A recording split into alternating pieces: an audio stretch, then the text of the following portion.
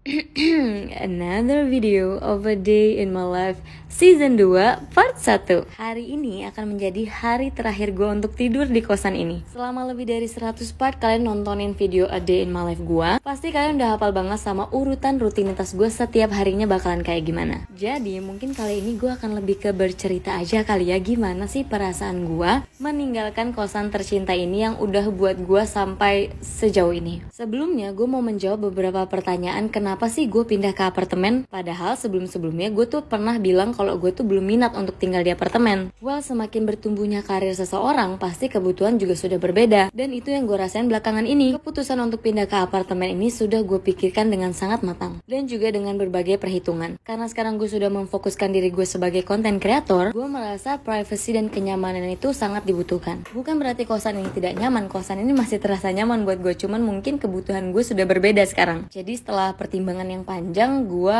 akhirnya memutuskan untuk sewa apartemen. Tenang, di apartemen nanti bakalan tetap ada konten a day in my life. Bakalan tetap ada tuh, udah nyapu kamar belum?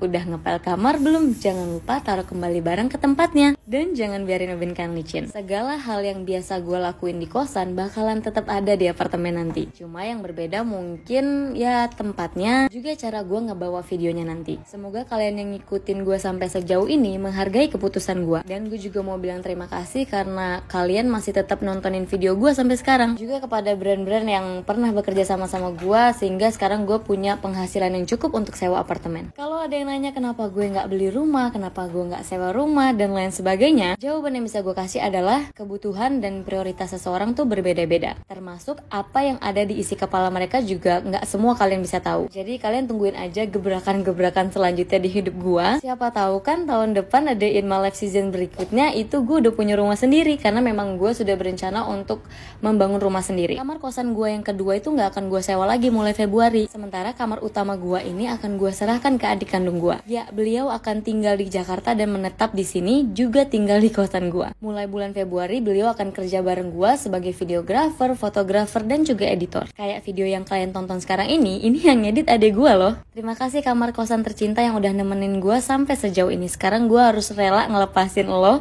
untuk adik gue.